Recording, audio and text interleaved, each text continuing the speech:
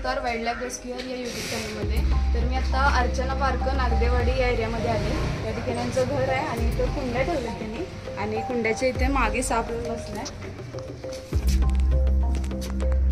तर या ठिकाणी विरळा जातीचा बिनविषारी साप आहे.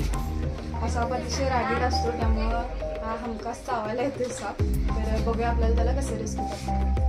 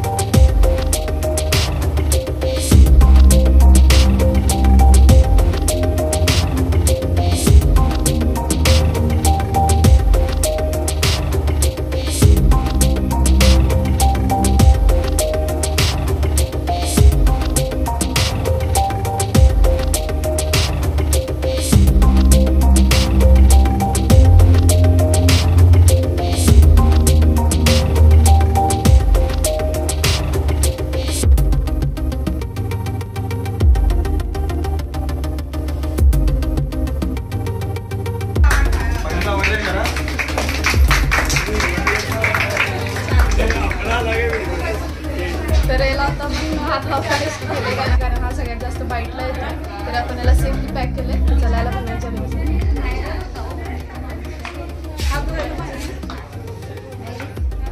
आता रेस्क्यू केलेल्या विरळा सापाला आपण या ठिकाणी रिलीज करतो.